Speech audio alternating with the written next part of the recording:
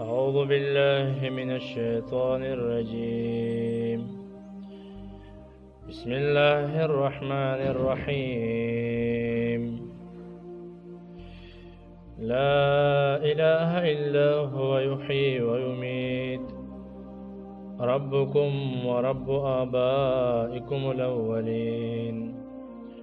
بل هم في شك يلعبون فارتقب يوم تأتي السماء بدخان مبين يغشى الناس هذا عذاب أليم ربنا اكشف عنا العذاب إنا موقنون أنى لهم الذكرى وقد جاءهم رسول مبين ثم تولوا عنه وقالوا معلم مجنون. سورة دخان اولانو آیاتونو کې د قرآن عظمت او شان بیان کړی او دا ویلو چې الله تعالی د قرآن نازل کړی دی د کې غرض دا خبره ده چې د خلک د خپل عذاب نه ویری او د هغه قیمتي شپې الله ذکر کړی چې کومه لیلۃ القدر ده چې پای کې د قرآن الله نزول مکمل کړی او پوره کړی دی. الله وی دا ما د شپه را لېږلې ده د قرآن په دې شپه کې ما مکمل کړی دی او زه پیغمبران لېږم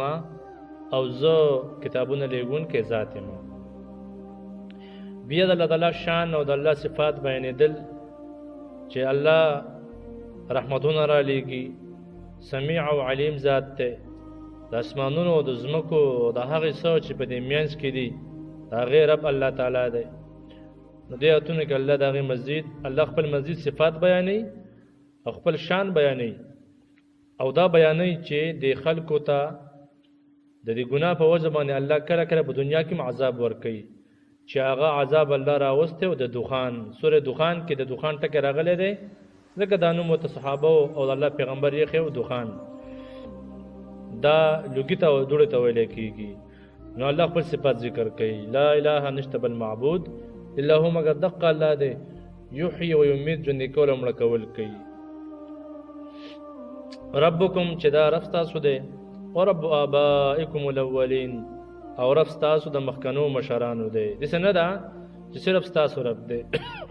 داسې هم نه ده چې صرف ستاسو د مشرانو رب دی، د ټولو مخلوقاتو رب دی. د مشرکانو حال بل هم بلکې الله تعالی وی دا خلک کوم چې مشرکان دي فی شک یلعبون په خپل شک کې دی او لوبې کوي. مطلب دا دی داسې ښکاري لکه دا خلک چې په لوبو کې اخته او دومره زیات شک کې په دې قرآن کې چې بس لوبې خوښوي او د قرآن تعلیم نه خوښوي، د قرآن اوریدل نه خوښوي، په قرآن باندې عمل نه خوښوي. یا شک دومره زیات دی چې دا شک کول او لوبه دا بالکل یو شانتي دي. نو فرتقب الله وی انتظار کوا یوم تأتی السماء کله چې راشي اسمان راولی اسمان بدخان مبین په لوګي ښکاره سره. اسمان راوستل نه کې خو مطلب ده الله تعالی په دې اسمان کې راولي یو لوګي ښکاره. یغشى الناس دا خلق په پټي کې پاغې سره دا لوګي به دا خلق پټي پټواله به پیراولي او الله وی هذا عذاب علیم دا عذاب درناک دی. دیو خبره ده چې دا کوم عذاب دی او دا عذاب راغلی او که راځي به او د دې عذاب وجه او سبب او علت څه دی. یو خدا ده مشهوره خبره ده نبی اسلام د خلکو ډېر زیات تنګ کو. یو وخت کې د الله پیغمبر خیرې کړې وي اللهم اجعل سنیهم کسنی یوسف یا الله دې قاصاله پیراولې لکه څنګه تا قات راوسته و د مصر والو باندې چاو باندې قات راغلی بیا کم چې د یوسف السلام او یعقوب السلام امتیانو داسې په الله تعالی ته عذاب راولې نو الله به دا عذاب راوستلو چې دوی باندې به دوړه غونډه کې رالاله ماحول به داسې خړ خړ غونډه کې و او په دوی باندې به الله لوږه راوستله. بیا یا دا علما وایي دا د قیامت ته د نږدې وخت یو علامه ده نږدې وخت قیامت ته به دا علامه را پیدا کېږي به دا به الله راښکاره کوي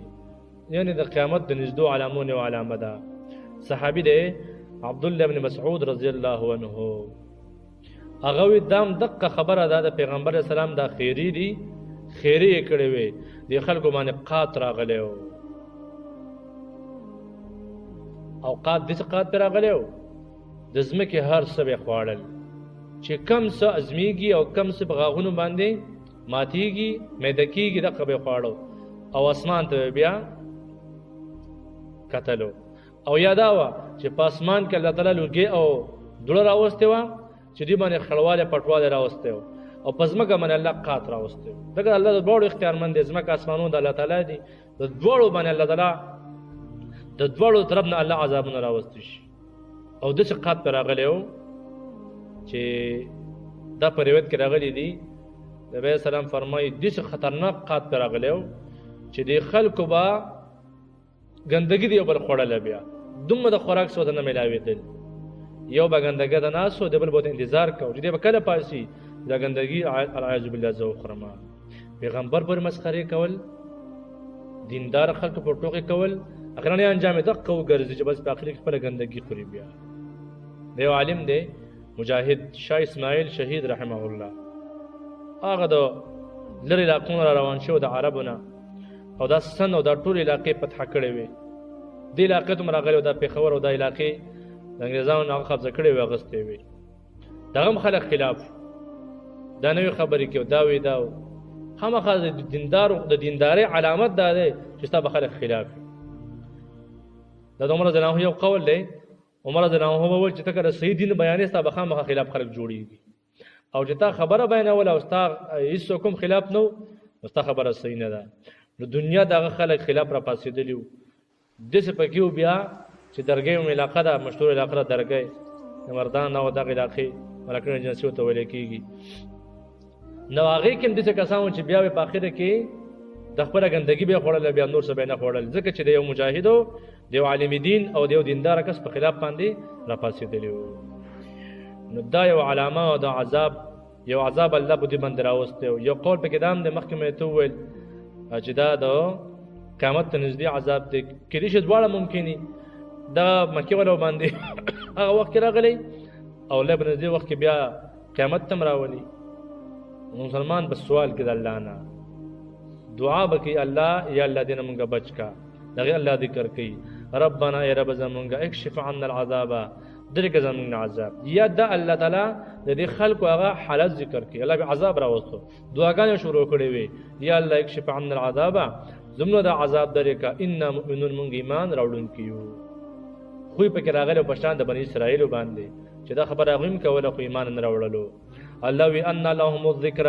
دوی دپاره څنګه یاداشت او نصیحت دی وقد جاءهم یقینا دوی ته خو راغلی و رسول مبین پیغمبر ښکاره هغو ته خبره ورکړې و خبره ورته ورکړې و د الله د عذاب نه راولي و دیو څنګه چې مونږ ایمان راوړو مخکې نه ولې ایمان نه راوړلو ثم تولوا عنه الله وی بیا دا خلک د دې پیغمبر نه ګرځي چې کله د عذاب الله درې کې بیا مخ اړي او وقالو وی معلم مجنون دا سړی معلم دی تعلیم ورته ورکولی کېږي بل سړی ورته تعلیم ورکوي او مجنون لیونی دی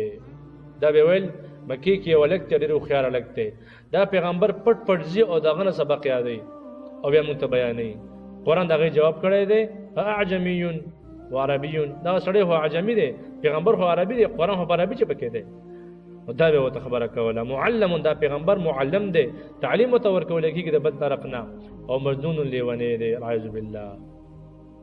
الله وی انا کاشف العذاب موږ د عذاب لرې کوونکي یو قلیلا لغونته کې لغونته کې وخته پر الله وی د عذاب لرې کوم انکم عائدون یقینا تاسو خامخا بیا واپس کېږئ د کفر ته د کافرانو حالت دا دی د بېدینه خلکو حالت دا دی چې عذاب پرې راشي ډېر الله ته فریادونه کوي چې الله دې عذاب درې کې برابر یې بیا څه پروا نه الله وی که دا عذاب لږ ساعت دپاره دریم کم تاسو بیا هم ایمان نه راوړئ یوم الله وی دنیا عذاب پرېږدوه آخرت هغه یاد کا یوم الله وی ها وخت یاد کا نبطش البطشة الکبرى چې موږ راونیسو خلکو لره پرانیولو لوی او سره رانیول لوی دا کوم عذاب دی یو قول دا دی دم دغه صحابي دی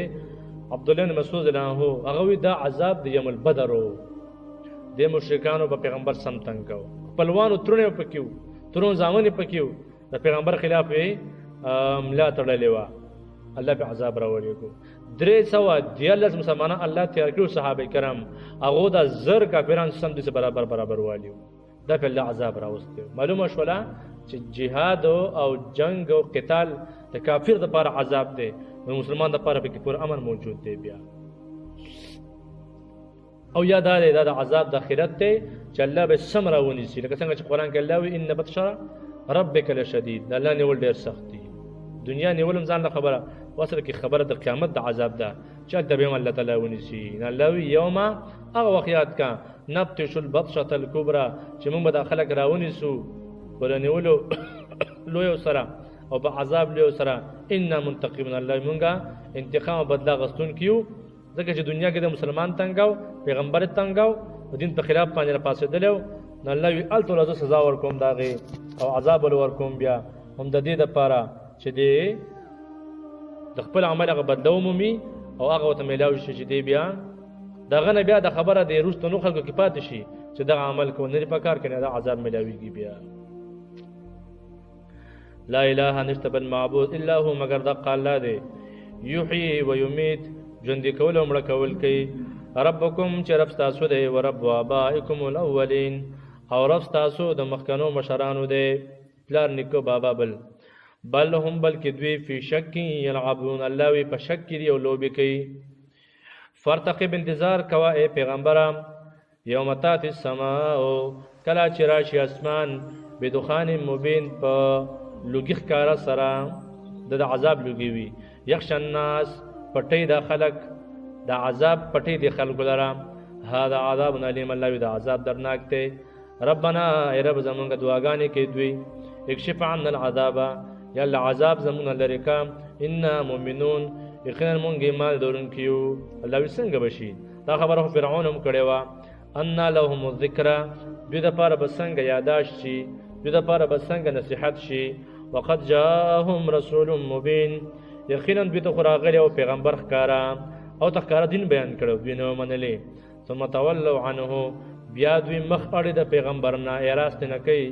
وقالوا او واي معلم تعلیم تور کولې کیږي مجنون لیوانې ده الله وی ان کاشف العذاب یقینا موږ عذاب لري کون کیو لغون تکي انکم عائدون تاسو بیا را پس کې د کفر او شرک او ناروا عمل تا یوم الله یا وخیات کا نبتش البطشه الكبرى چې موږ براونه سو خلکو لرا پرانی ولو لوی سره سخت سره ان منتقمون الله موږ انتقام بدلا غستون کیو وصلى الله تعالى على خير خلقه محمد والصحب اجمعين برحمتك يا رحمن